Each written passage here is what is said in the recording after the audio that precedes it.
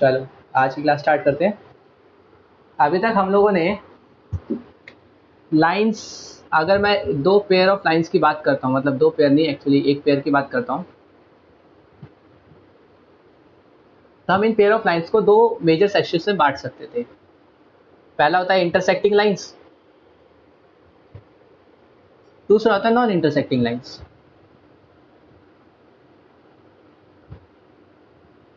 बहुत बढ़िया। अच्छा, ये जो इंटरसेक्टिंग है ये फिर दो पार्ट्स में बंटता था, at one point, at many points, coincident lines का एग्जांपल।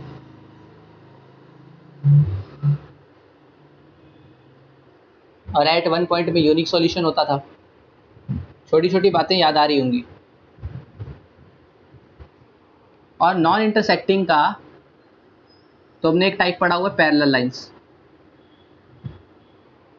अगर कोई दो लाइंस कभी इंटरसेक्ट नहीं करती तो मान के चलते हैं वो पैरेलल थी, तभी इंटरसेक्ट नहीं करती थी। यहां पे एक और टाइप आता है, स्क्यू लाइंस। और आज हम पढ़ने वाले हैं इन्हीं स्क्यू लाइंस के बारे में। पहली बार तुम ऐसी लाइंस देखोगे जो पैरेलल नहीं है पर फिर भी इंटरसेक्ट नहीं कर रही। अभी तक तुमने क्या देखा था, एट वन पॉइंट इंटरसेक्ट कर रही है, मतलब ये एक लाइन जा रही है, ये दूसरी लाइन जा रही है, इंटरसेक्ट कर दिया। अगर ये लाइंस इतनी इतनी भी बनी हुई है, सिर्फ इतनी बनी है, ये इतनी बनी है, ये इतनी बनी है, तो भी ये आगे एक्सटेंड करोगे तो इंटरसेक्ट करती है। ठीक है। एट मैनी पॉइंट, इसका मतलब वो जो दो इक्वेशन तुम्हें लाइन की दे रखी है वो दोनों सेम ही लाइन की इक्वेशन है। जैसे एक लाइन ये और इसी दूसरी लाइन की इक्वेशन भी इसी के ऊपर चढ़ रही है। तो अगर ऐसा केस बनता है तो इंटरसेक्टिंग का दूसरा एग्जाम्पल हो गया। ठीक है। पैरेलल के लिए तुम्हें बात समझते हो, अगर एक ये लाइन और दूसरी लाइन बिल्कुल ऐसे बराबर बराबर चल रही है इसकी, तो वो पैरेलल लाइंस है। ये दोनों के दोनों लाइंस पैरेलल कहलाती हैं। पर अभी तक तुम्हारे दिमाग में ऐसी कोई फोटो नहीं आई होगी कि यार अगर मैं पैरेलल लाइंस ना बनाऊं तब तो ये हर बार इंटरसेक्ट करेंगी। अभी तक ऐसी लाइंस तुमने कभी भी नहीं देखी जो पैरेलल ना हो फिर भी कभी इंटरसेक्ट ना करें। रियल लाइफ में तो तुमने बहुत बार देखी है बट कभी विजुअलाइज नहीं किया। अब पहली बार हम देखेंगे इन स्क्यू लाइंस को। इमेजिन करो। अम्मा एक पेन देना मेरे को उधर से। हाँ हाँ।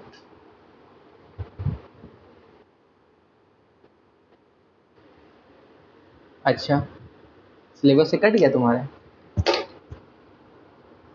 So sad. मैं इसी को तैयार करके बैठा था तुम्हें आज पढ़ाने के लिए। लकी हो तुम लोग। ये वाला पॉइंट थोड़ा सा हार्ड है समझने में।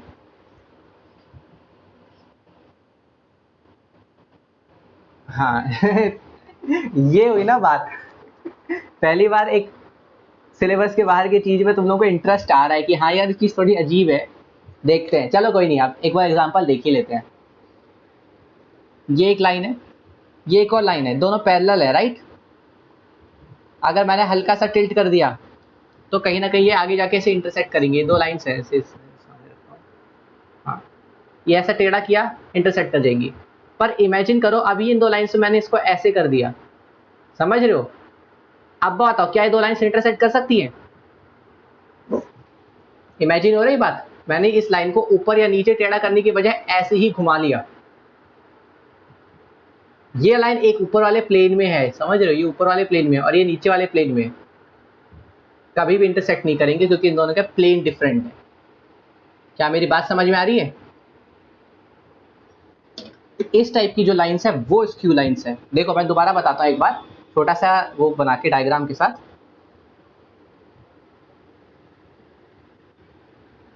क्या कह रहे हो?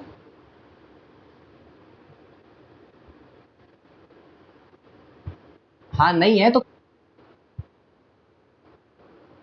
अरे नहीं है, मेरे को बोल तो दिया था किसी ने कि नहीं है सिलेबस में।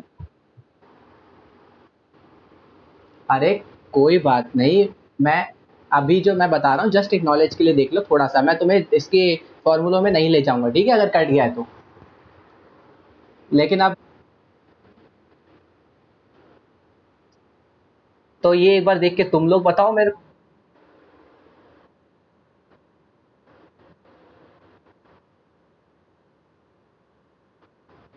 अच्छा, shortest distance between two line है, तो इसका मतलब स्क्यू लाइंस आएगा, तो फिर स्क्यू लाइंस आएगा। नाम से स्क्यू लाइंस नहीं है, बट अगर तुम शॉर्टेस्ट डिस्टेंस दो लाइंस के बीच में निकाल रहे हो तो वो पैरेलल के बीच में नहीं निकलती, वो सिर्फ स्क्यू लाइंस के बीच में निकालते हैं शॉर्टेस्ट डिस्टेंस। क्योंकि समझो एक बात को, अगर दो लाइंस इंटरसेक्ट कर रही हैं इसका मतलब इन दोनों के बीच में शॉर्टेस्ट डिस्टेंस क्या है, 0। अरे एक जगह पे टच करेंगे तो इससे ज्यादा पास कब होगा, मेरी बात समझ रहे हो? अगर तुम इस लाइन पे चलते जा रहे हो, ये इधर से खुशी आ रही है, तो तुम लोगों को एक दूसरे की तरफ जाने की जरूरत ही नहीं है, ये लाइन तुमको खुद पहुंचा देगी एक पॉइंट पे, इसका मतलब शॉर्टेस्ट पॉसिबल डिस्टेंस 0 है। अगर ये दोनों के दोनों लाइंस ओवरलैप कर रही हैं, मतलब जैसे यामिनी और खुशी तुम दोनों एक ही बस में बैठे हो, पूरी बस ऐसी इसी लाइन पे आगे जा रही है, तो ऑब्वियसली तुम्हारे बीच में डिस्टेंस हमेशा 0 रहने वाला है, तुम लोग इसी लाइन के ऊपर खड़े हुए हो, चल रहे हो, ठीक है। पैरेलल लाइंस, तो अगर तुम्हें पैरेलल लाइंस के बीच में डिस्टेंस निकालना है तो ये वाला काम तो एक्चुअली बहुत ईजी रहता है, ठीक है, ये भी देख लेंगे हम लोग। बट हार्ड पॉइंट ये होता है कि हमें दो ऐसी लाइंस के बीच में डिस्टेंस निकालना है जो पैरेलल नहीं है। उसी को समझाने के लिए हम थोड़ा सा स्क्यू लाइंस का कंसेप्ट देख लेते हैं। अगर शॉर्टेस्ट वाला डिस्टेंस है तो तुम्हें पता होना चाहिए स्क्यू लाइंस क्या होती है। देखो, अगर मैं एक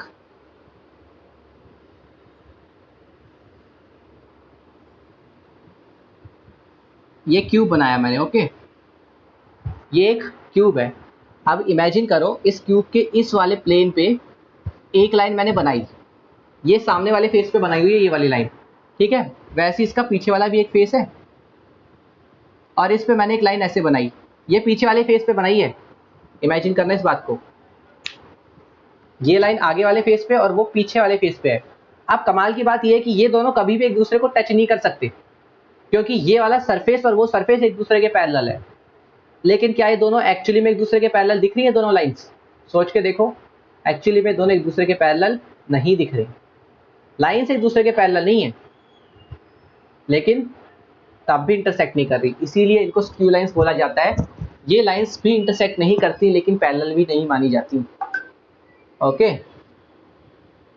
तो ये मीनिंग है स्क्यू लाइंस का, ये और ये ऐसी लाइंस जो डिफरेंट प्लेन्स में लाई करें, तुम साइड में लिख सकते हो ऐसी लाइंस जो डिफरेंट प्लेन्स पे लाई करें, लाई ऑन डिफरेंट प्लेन्स, ठीक है। ये इसका प्लेन है और वो उसका प्लेन है, लेकिन ये जो दो प्लेन्स है ना, ये प्लेन्स आपस में पैरेलल हैं, planes are parallel to each other.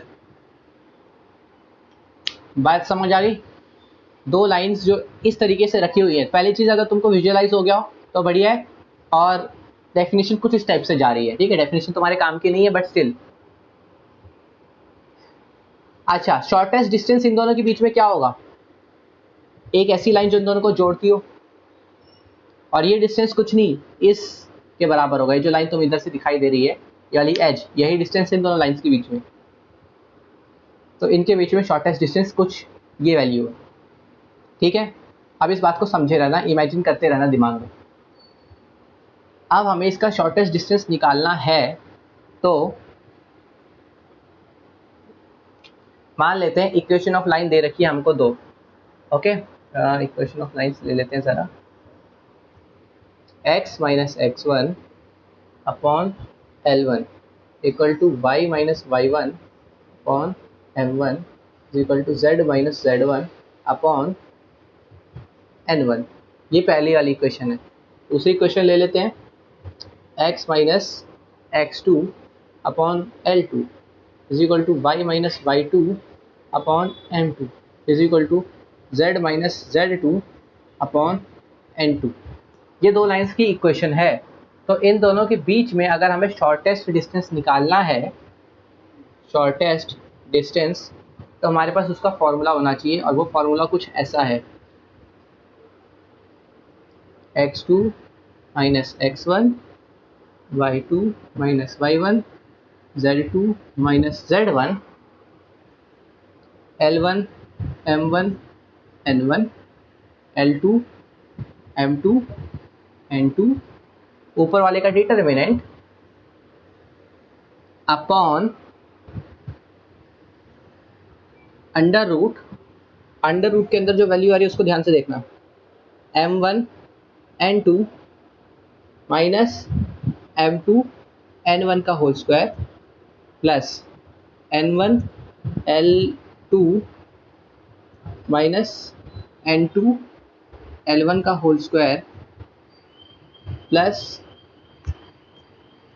L1 M2 minus L2 M1 का होल स्क्वायर, और ये पूरी चीज अंडर रूट के अंदर बड़ा वाला अंडर रूट लगा हुआ है। इस फॉर्मूले को तुम अपनी बुक में भी देख सकते हो, पेज नंबर 44 पे। अगर तुम्हें इसमें क्लियर नहीं हो रहा, L1 वगैरह में तुम्हें दिक्कत हो रही है, बुक में से देख सकते हो, पेज 44 पे लिखा हुआ है फॉर्मूला। ठीक है,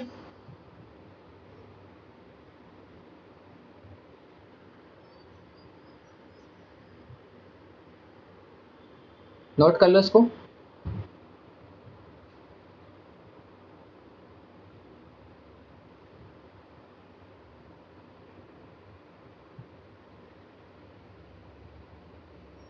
मुझे पता है काफ़ी बड़ा सा फॉर्मूला है, इसीलिए हम लोग हर जगह इस फॉर्मूले का इस्तेमाल नहीं करने वाले।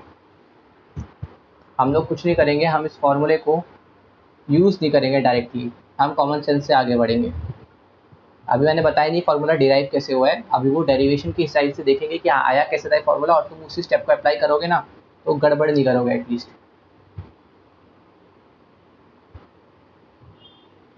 हम्म, बोलो।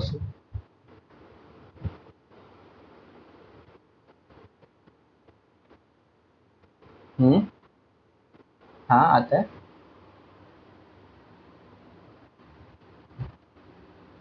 अरे माइनस तब आता है जब तुम खोलते हो, जब इसे खोलोगे डिटर्मिनेंट को तब माइनस आएगा ना।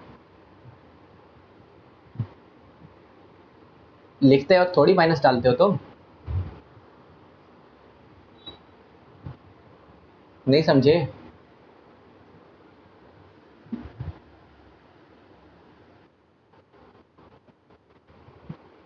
क्योंकि वो कोफैक्टर्स होते हैं यहाँ पे, डिटर्मिनेंट को खोलने के तरीके में हमें कोफैक्टर्स विद देयर साइन लेने पड़ते हैं। अभी तुम्हें पता नहीं कोफैक्टर्स क्या होते हैं, क्योंकि डिटर्मिनेंट तुम्हें पढ़ाया नहीं हुआ।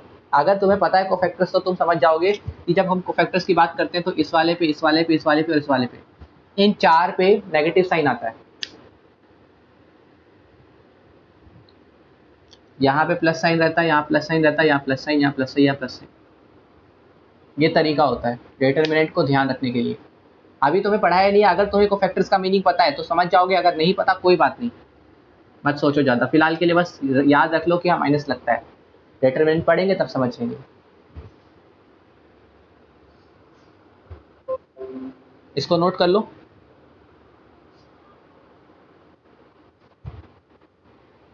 बोलो।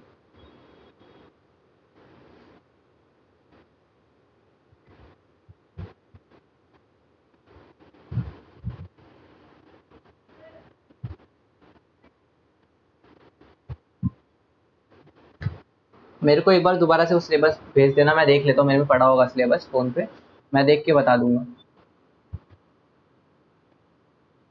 हम्म,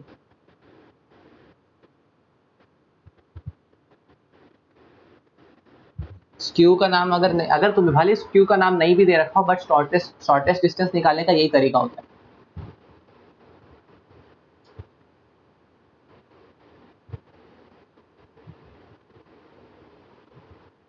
चलो कोई नहीं, अभी मैं पढ़ा रहा हूँ तो पढ़ लो, क्योंकि कितना ही है, क्योंकि अगर ये नहीं भी पढ़ोगे और पेपर में गलती से भी आ गया हमारी मिसकंसिडरेशन से, तो गड़बड़ हो जाएगी तुम्हारे साथ।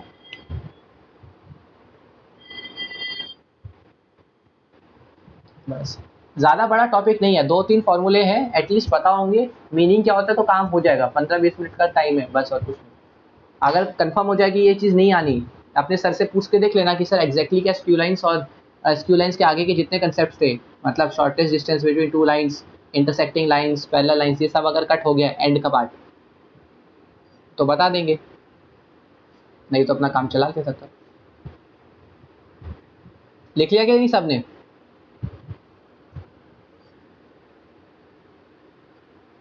बता दो मैं। चलो, अब एक बात ध्यान रखना, अगर दो लाइंस आपस में इंटरसेक्ट कर रही हैं, इसका मतलब उन दोनों के बीच में शॉर्टेस्ट पॉसिबल डिस्टेंस कितना होगा? 0 for intersecting lines, shortest distance की वैल्यू 0 के बराबर होनी चाहिए। इसका मतलब ये जो बड़ा सा फॉर्मूला है इसको इक्वल टू 0 रख दो, मतलब इस डिनोमिनेटर को इधर मल्टीप्लाई कर दो तो 0 हो गया। इसका मतलब ये जो डिटर्मिनेंट है इसके लिए क्या कंडीशन हमारे को देखती है, x2 minus x1 y2 minus y1 बार बार खुली, ये जो कंडीशन है सिर्फ ये ऊपर वाली कंडीशन, अगर ये कंडीशन इक्वल टू 0 हो जाए तो लाइन इंटरसेक्टिंग है। फॉर इंटरसेक्टिंग लाइंस, अगर ये वाला डिटरमिनेंट 0 हो रहा है तो वहीं पर तुम बोल दोगे इंटरसेक्टिंग लाइंस है। और for non intersecting lines shortest distance is not equal to 0। सीधी सीधी सी बात है, ये जो डिटरमिनेंट है ये नॉट इक्वल टू 0 आ जाएगा तो इंटरसेक्टिंग नहीं है, वो लाइंस इंटरसेक्ट नहीं करेंगी, कोई ना कोई डिस्टेंस बन रहा है उनके बीच में। ठीक है, ये तुम्हारे पास फॉर्मूला है, इसको लिख लो दोनों के लिए।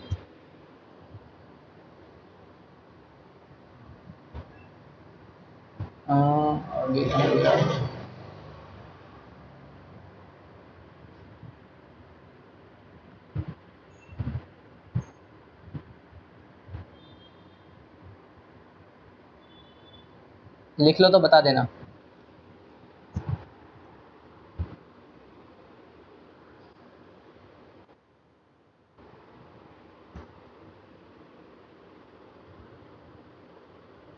हो गया?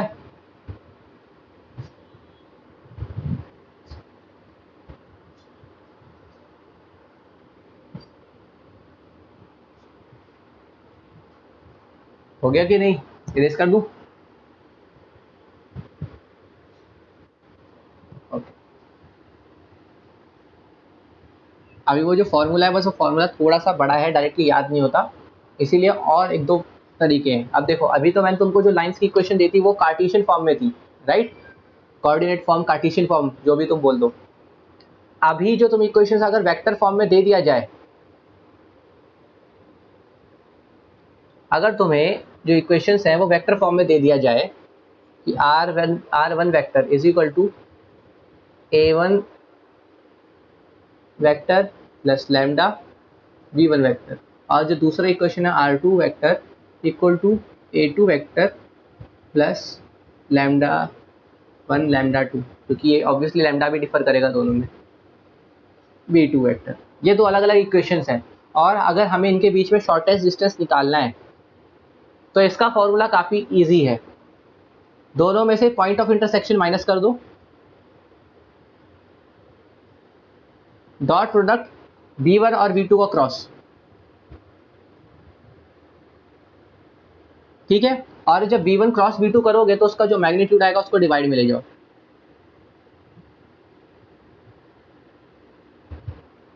ये इसके शॉर्टेस्ट डिस्टेंस का फॉर्मूला है वेक्टर फॉर्म में। अब नोटिस करो, ये फॉर्मूला याद रखना कितना ज़्यादा इजी है। पुराने वाले फॉर्मूले को याद रखना थोड़ा सा हार्ड था, ये वाला फॉर्मूला बहुत जनरली याद हो जाता है। इसीलिए अगर क्वेश्चन में अगर तुमको पहला वाला मेथड दे दिया जाए, कार्टेशियन फॉर्म में तुम्हारे पास इक्वेशन है और तुम्हें शॉर्टेस्ट डिस्टेंस निकालना है, तो मैं ये बोलूँगा कि पहले उन दोनों को वेक्टर फॉर्म में कर लो कन्वर्ट, क्योंकि कार्टेशियन से वेक्टर कन्वर्ट करने के लिए तुमको 1 सेकंड का भी टाइम नहीं लगता। लेकिन वो फॉर्मूले में डालोगे ना तो गलती होने का चांस है, फॉर्मूला काफ़ी बड़ा सा है तो थोड़ा सा भूल भी जाते हैं बच्चे। That's why I use to do, ये काम हमेशा मैं करता था और इसी रीज़न से करता था, क्योंकि वो फार्मूला बड़ा पड़ता था और ये फार्मूला काफ़ी इजी पड़ता है। और शॉर्टेस्ट डिस्टेंस है तो आंसर तुम्हारा ऑब्वियसली उससे भी वही आएगा, इससे भी सेम आएगा। और डिस्टेंस इसीलिए आंसर वेक्टर में आ जाए या उसमें आ जाए इसका भी कोई सीन नहीं बनता। कर क्या रहा हूँ, इन दोनों के पॉइंट्स को सब्ट्रैक्ट कर रहा हूँ, डॉट प्रोडक्ट ले रहा हूँ b1 क्रॉस b2 के साथ, और जो डॉट इसका क्रॉस प्रोडक्ट आया होगा उस क्रॉस प्रोडक्ट का मैग्नीट्यूड भी निकाल दूंगा और डिवाइड कर दूंगा।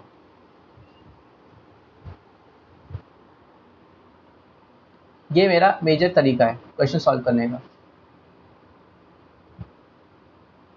अगर किसी को पुराने वाला मेथड पसंद है तो उस पर भी जा सकते हो, ये वाला मेथड अच्छा लग रहा है इस पर जा सकते हो, ठीक है? अगर तुम्हारे को क्वेश्चन किसी भी वैरायटी से दे दिया जाए, किसी क्वेश्चन में कभी भी लिखा नहीं आता कि इसको कार्टेशियन वाले मेथड से ही सॉल्व करना है, कार्टेशियन में है तुम्हें वेक्टर वाला याद है, कार्टेशियन से वेक्टर में कन्वर्ट किया, सॉल्व कर दिया, तुम वेक्टर का क्वेश्चन कर रहे हो, कार्टेशियन वाला फॉर्मूला याद है, तो वेक्टर से कार्टेशियन में कन्वर्ट करो, फॉर्मूला डालो, सॉल्व करके आंसर निकाल लो, सब इंटर कन्वर्टिबल है, कोई टेंशन नहीं।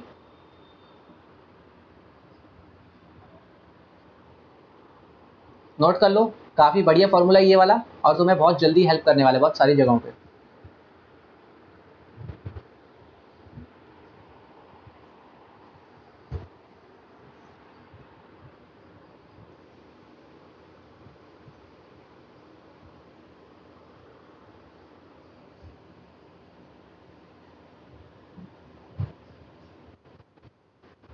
चलो एक काम करो, एग्जाम्पल नंबर 58 पे आओ, page number 49, page number 49, example number 58।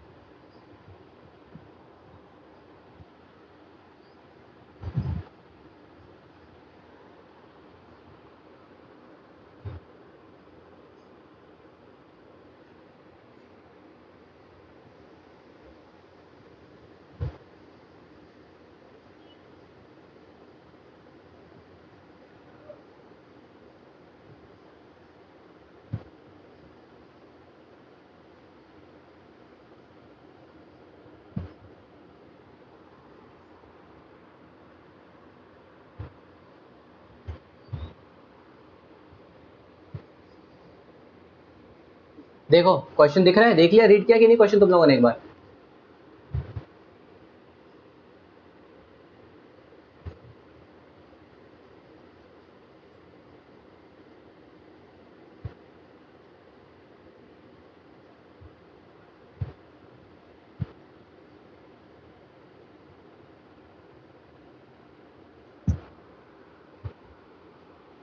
अच्छा क्वेश्चन तो रीड कर लिया होगा तुम लोगों ने अब तक।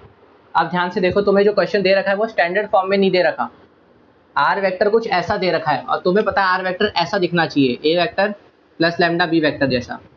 तो मैंने क्या किया, सबको क्रॉस मल्टीप्लाई पूरा पूरा करके लिख लिया, और जितने भी टी वाले पार्ट्स थे उन सबको एक साथ लिख लिया। जैसे इसको टी से मल्टीप्लाई किया इधर लिख लिया, इसको टी से मल्टीप्लाई किया इधर लिख लिया, टी से मल्टीप्लाई किया इधर लिख लिया, और जिसमें भी टी नहीं आ रहा उसको इधर लिख लिया। अब इस पूरे में से मैंने टी कॉमन ले लिया, तो ध्यान से देखो बिल्कुल वैसे ही दिख रहा है, ये लिखा हुआ है तुम्हारे पास ए वेक्टर टी जो भी कांस्टेंट आता है, और इधर तुम्हारे पास आ गया बी वेक्टर प्लस, तो हमारा आर वेक्टर इस फॉर्म में बन के रेडी हो गया। ओके, तो हमारे पास यहाँ से ए वन आ गया, ए वन वैक्टर कितना आ गया, आई कैप माइनस 2 जे कैप प्लस 3 के कैप। बी वन वैक्टर कितना आ गया, माइनस आई कैप प्लस जे कैप माइनस 2 के कैप। मेरे को ये बताओ यहाँ तक समझ आया कि नहीं आया, एक बात।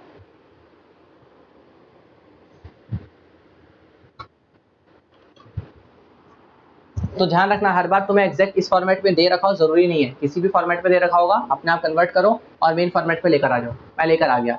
सिमिलरली जो सेकंड वाली इक्वेशन है, दो इक्वेशन दूसरे को भी कन्वर्ट करना पड़ेगा इसी तरीके से। अब मैं डायरेक्टली लिख देता हूँ, दूसरे वाली इक्वेशन में जो तुम्हारे पास A2 वेक्टर आएगा वो क्या आएगा, आई कैप माइनस जे कैप प्लस माइनस के कैप, ठीक है। और इसका जो B2 वेक्टर आएगा वो क्या होगा, आई कैप प्लस 2 जे कैप माइनस 2 के कैप। एक बार वेरीफाई कर लेते हैं क्वेश्चन में, ठीक है सही आ गया। तो मैंने सेकंड वाले को भी स्टैंडर्ड फॉर्मेट में कन्वर्ट किया, चेक किया और अपना आंसर निकाल के देख लिया, ये दो बन गए। अब तुम्हारा बाकी का काम आसान है। ऊपर वाला पार्ट इरेज कर रहा हूं, और क्या करना है, A2 माइनस A1 करो, ठीक है, और इसके बाद B1 क्रॉस B2 करो, और ये B1 क्रॉस B2 जो भी किया होगा उसका आंसर जो आएगा उसका मॉड्यूलस भी निकाल लो, और इन तीनों को अपने शॉर्टेस्ट डिस्टेंस वाले फॉर्मूले में पुट कर दो और तुम्हारा आंसर आ जाएगा। अब इसके बाद इस तरीके से तुम ऑलमोस्ट सारे क्वेश्चंस बहुत इजीली कर सकते हो। अब इस बात का ध्यान रखना, ठीक है?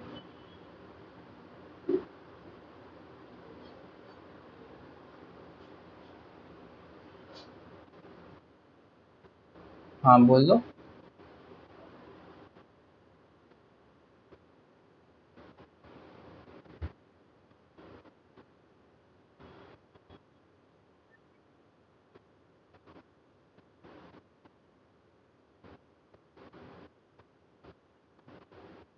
चलो कोई नहीं, मैंने जस्ट बता दिया।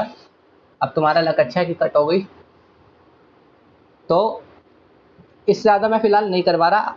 एक बार फिर भी सर से कंफर्म कर लेना, पूछ के कि सर ऐसा ऐसा ये तो हो गया ना, कंफर्म पढ़ना तो नहीं है, और कंसेप्ट तो नहीं छोड़ा। चलो ठीक है, आराम से समझा रहा मेरे को। तो हमारे पास इसके साथ 3D ज्योमेट्री वाला तुम्हारा चैप्टर हो जाता है ओवर। ओके, अब तुम लगा सकते हो इसके क्वेश्चंस, जितने लगा सकते हो लगा लो। और फिर तुम्हारा चैप्टर नंबर 24 स्टार्ट होगा। मेरे को देखना पड़ेगा, मैंने चैप्टर 24 देखा ही नहीं था। क्या है क्वेश्चंस?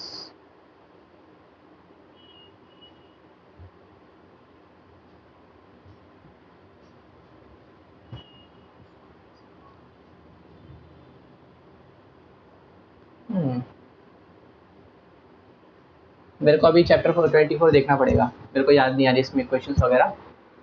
और ये जो चैप्टर नंबर 24 तुम्हारे में द प्लेन नाम से है, एनसीईआरटी में जानवी, ये तुम्हारे 3D के अंदर ही मिल जाएगा, लास्ट एक्सरसाइजेस के आसपास।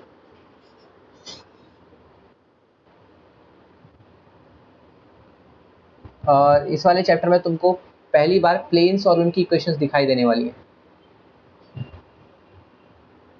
चलो, अभी के लिए तो मेरे पास ज़्यादा कुछ है नहीं, ये था। मैंने अगला चैप्टर पढ़ा भी नहीं है, द प्लेन, वो देखना पड़ेगा। तो इसके ही कुछ पुराने क्वेश्चंस देख लेते हैं, और क्या। स्क्यू लाइन्स तो तुम्हारा आना नहीं है, इससे पहले का ही देखते हैं।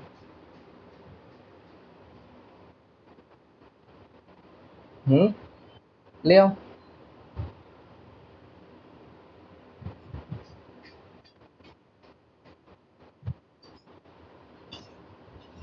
22 ए का 21।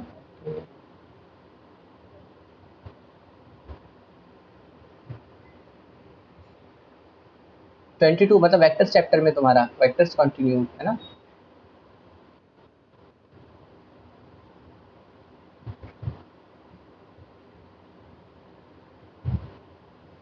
खोल रहा हूँ।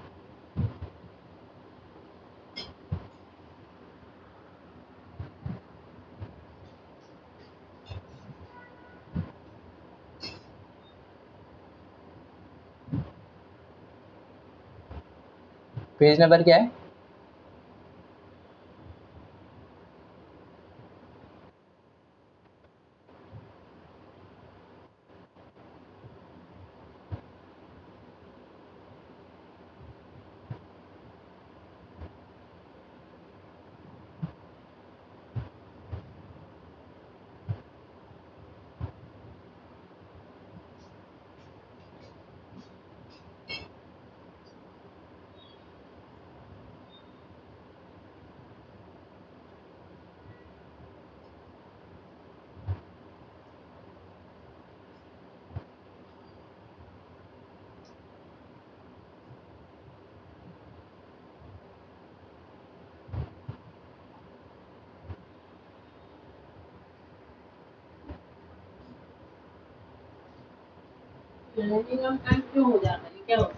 अरे जूम वाले धमकी देते हैं कि 40 मिनट का टाइम खत्म होने वाला है, चुपचाप पैक खरीदो नया वाला, इसको प्रीमियम रिचार्ज बनाओ, और तब आपको काम मिलेगा। हाँ, क्वेश्चन नंबर कौन सा? 21। Okay, if a vector, page number 23।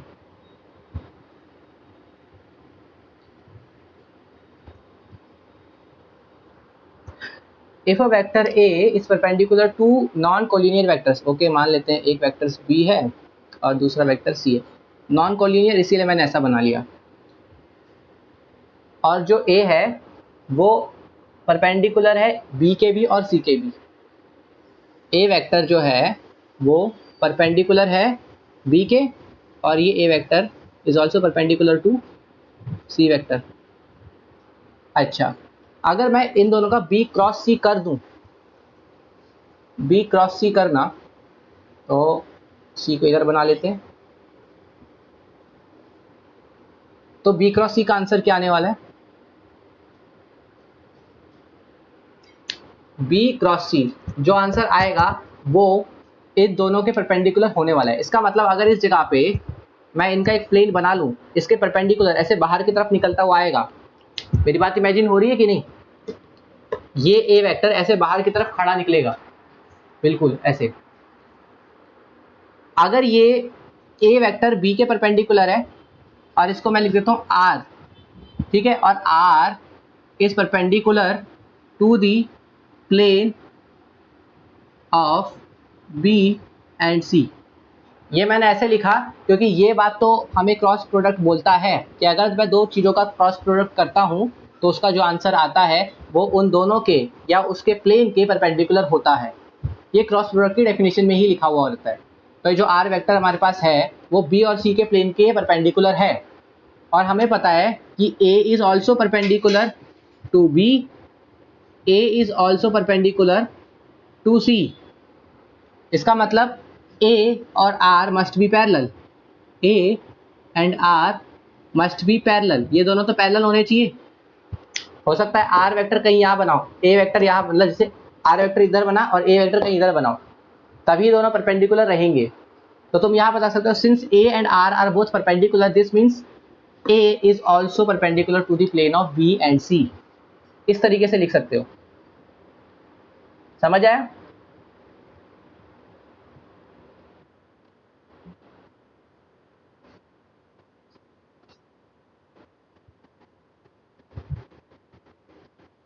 हाँ बिल्कुल, डेफिनेशन में है ये बात।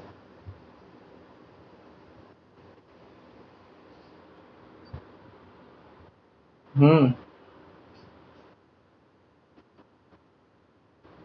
18th question.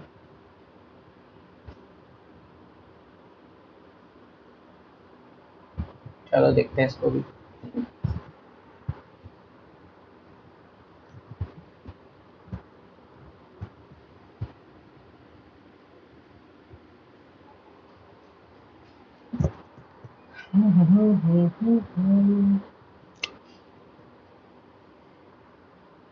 A and B are unit vectors inclined at an angle theta.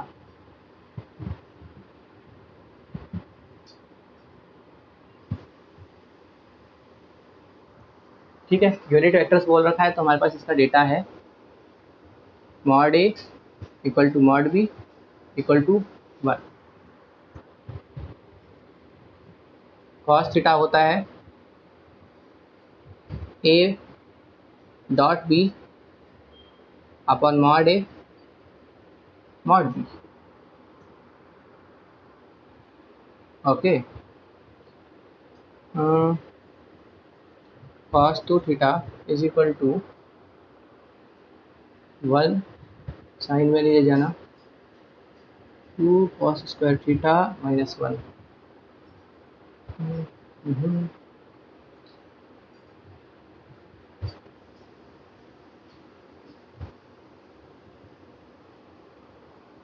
इन दोनों के बीच में एंगल थीटा है तो ये सिंपली ए डॉट बी ही रहेगा क्योंकि नीचे तो वाला पार्ट इक्वल टू 1 है।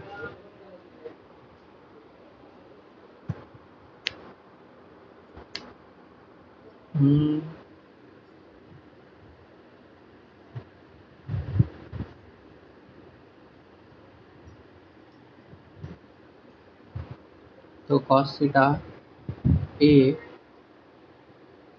डॉट बी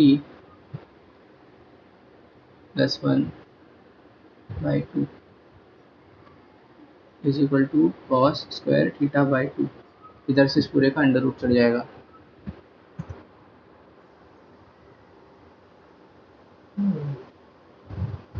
इक्वेट तो नहीं हो रहा। अच्छा, इसका कोई स्पेशल तरीका दे रखा है एग्जाम्पल्स में?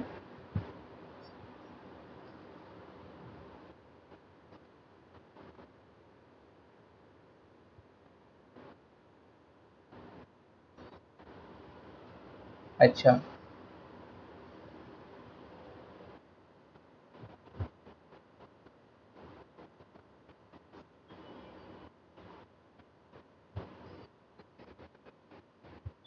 हम्म।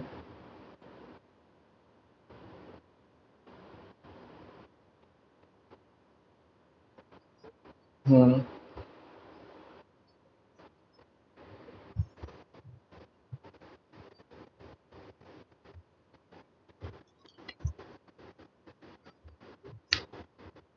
हम्म।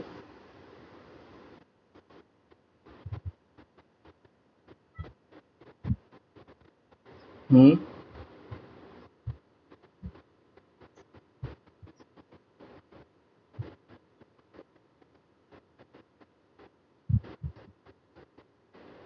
अच्छा।